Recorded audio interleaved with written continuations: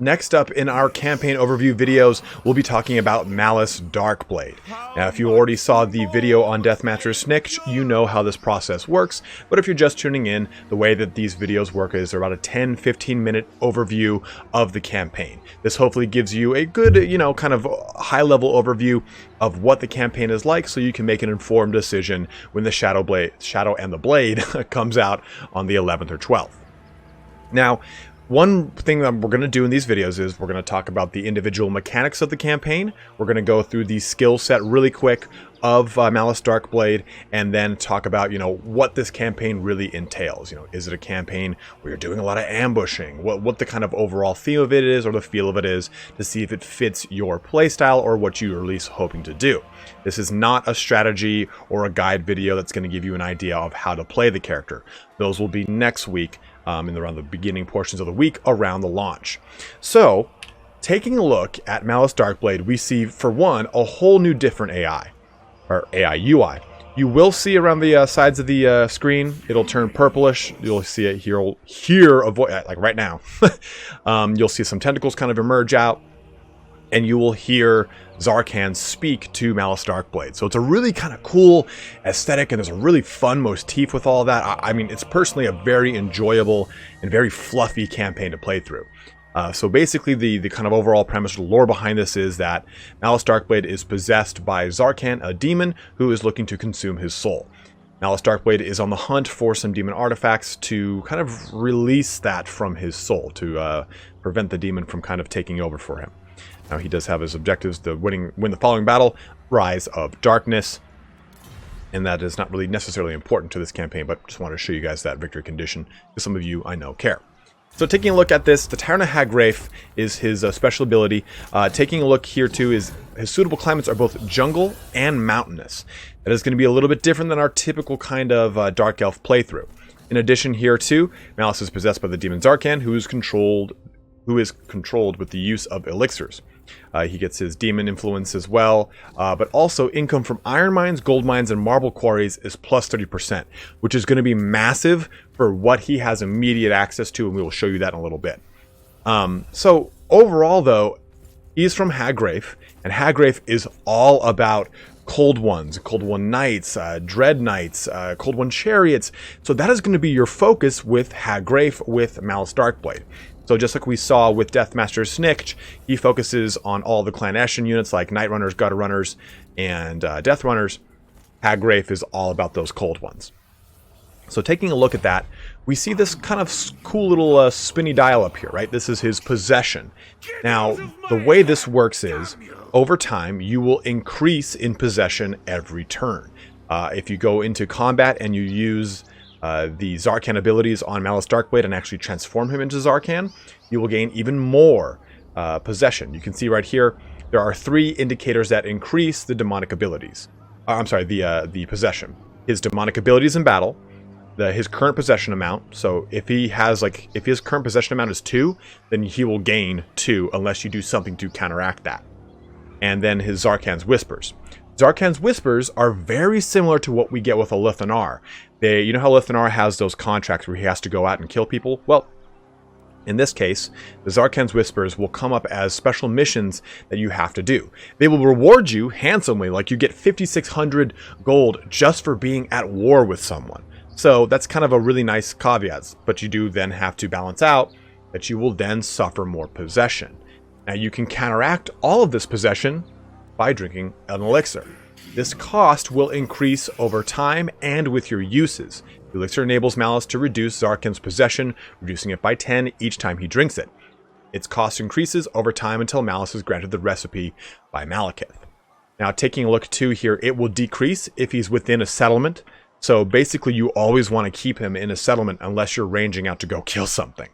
And you can press this button to allow for full possession. So he really just gets a huge power spike.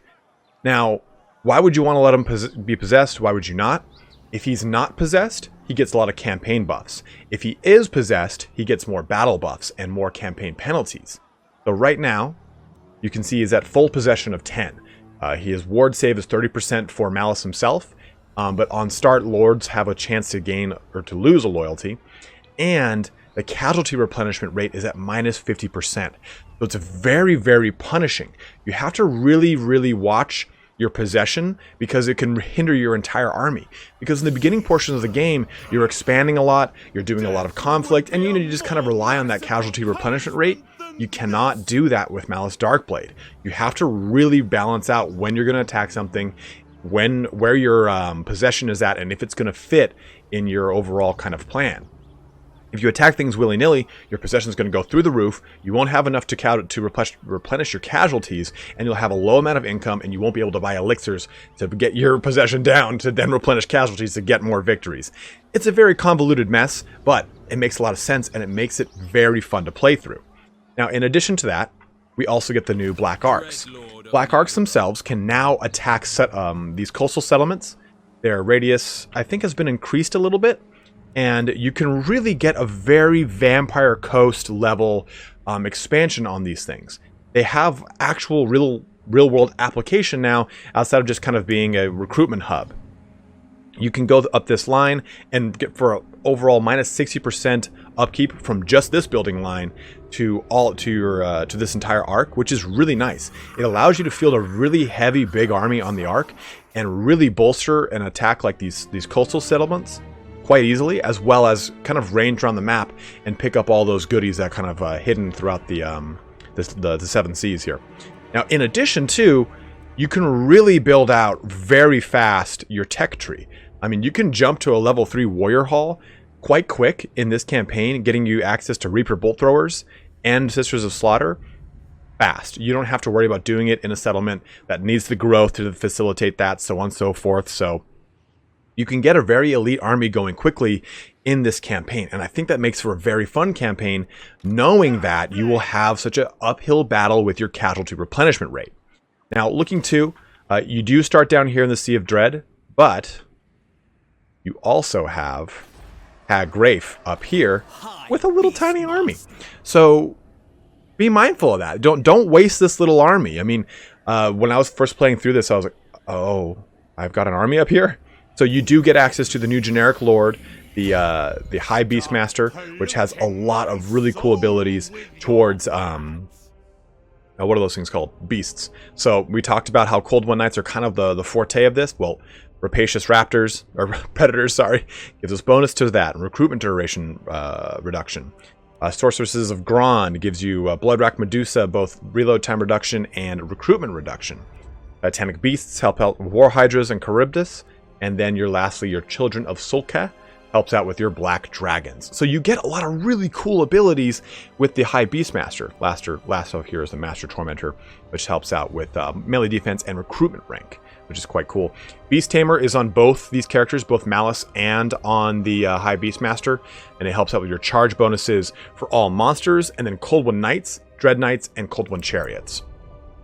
So you get quite a bit of cool. Also, you get Whiplash here. This is the special ability for the Beastmaster. Helps out with charge bonus, weapon damage, charge speed, and armor piercing for any unit that is not a lord or a hero. So you can use this on executioners to great effect if you so wish. And then Beast Slaver as well, which helps out with AP, weapon damage, and bonus versus large on himself. This guy is definitely an anti-large powerhouse. Now, also he can mount a Manticore, if you didn't know. You also do get the new Master, just to kind of, look at my FPS tank. You can also do the Master here right there. And the Master gets some really great abilities. Can be mounted up onto a Dark Pegasus. You get the Martial Name of Power, which is nice. I mean, my guy has got like a huge chunk of increase to his weapon strength. So he's on par with Malus's weapon strength, which is really cool. Also a lot of bonuses here for leadership auras, for public order and slave decline, for melee defense and hit points. He's focused on growth and training, as well as, of course, wounds, assault, and damaging of walls. But for the most part, he is just a melee-centric warrior, so you get a really good idea of what he's got going for himself. So, as a whole, Malus Darkblade's campaign is very fun, but I'd honestly say it is the hardest, if not one of the hardest campaigns I've played to date. There are so many factors that you have to really look at when you're playing through this campaign. We're going to take a look at Malus's skills in just a second. I didn't forget. So you really have to be very careful with planning Malus Darkblade skills themselves. You have to be careful about where you attack. You're going to deal with a lot of public order issues. You're going to deal with a lot of rebellions, and you have to put those down. But like we said, if you jump into all these conflicts with Malus Darkblade as your lord, it's going to be a big pain in the ass. So bringing that second lord down over here to help you out is going to be huge. So you do have those two starting locations. You're down here, and you're up over there in Hagrafe. Malekith will offer to buy Hagrafe for you for like, I think it's like 20,000 or 6,000 gold after your first turn or so. So if we go to attack the Tower of Sun, let me do this properly here. So to do this right, I gotta put him in here. Gotta put him right at the edge of this assist range, and then do that. Now, I would never recommend you auto-resolving any of these fights, especially in the beginning. Get as many kills as you can with as least as little deaths as possible. And there we go. Now, see, right there. Boom. Hostile takeover. Now, he'll offer to buy it for 20k. You get a new frontier, which increases your growth, which is quite nice for 5 turns. And you lose Hagrafe. Otherwise, though, you can exile this filth. On turn start, lords have a chance to gain 4 loyalty. You get 5 public order.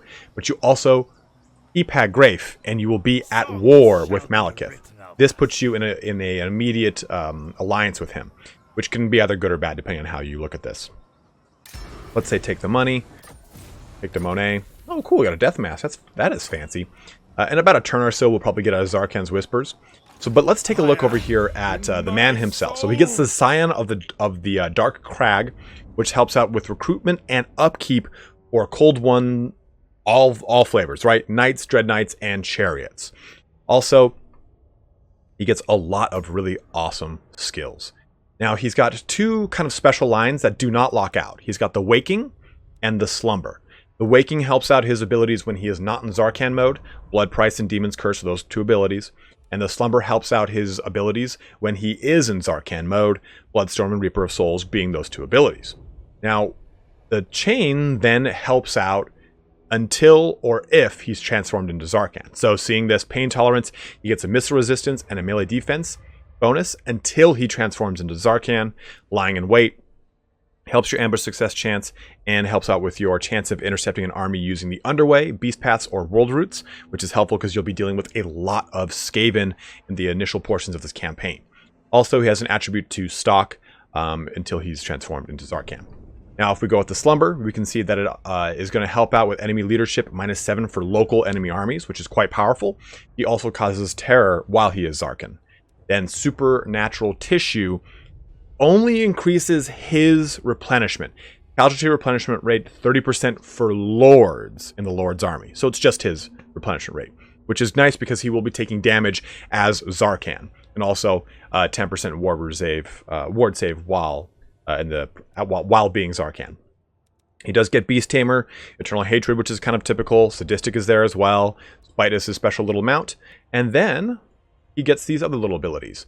Cold Heart, which is quite nice, 5% campaign movement range, increasing the 5% he gets from Route Marcher at 10%, -30% attrition from all attrition, and then a Vigor loss reduction of 50% for all flavors of Cold One, which is quite nice. Now he also gets Drakau Tyrant, which is huge, -10% upkeep for all units, Public Order, which I said you're going to have a huge problem with, and also a chance to gain loyalty. You don't want to face that uphill kind of fight with loyalty in this campaign. Then lastly, Contempt and Hatred. Weapon strength plus 20% when fighting against anything and everything. He can get so strong. I don't even think he's a glass cannon, because the cool thing about Malus Darkblade is once he gets low in health, you transform him and he goes back to full health, and he can use Reaper of Souls to siphon health around him and Bloodstorm to do a crap ton of damage. So this guy, I mean, you can see right here, the blood price is a 60% AP and weapon damage bonus, as well as a 22% damage resistance. He can just tank someone so fast. Every time I get him into combat, it's like a 1-2 hit. They're like dead. On top of it, he can also get his cool Warp Sword of Cain, which helps out with ambush defense chance, because again, you're going to be fighting Skaven. Weapon strength plus 15% and melee attack also gives him a nice 5% damage resistance, as well as some constant HP. So As a whole, like I was saying, Malus Darkblade is a very fun campaign. Now, why should you play it? What's kind of different about it? What's the kind of theme? Well, if you kind of think about it, you've always tried to kind of cement an empire over here, right? If you're playing Lokir Felheart.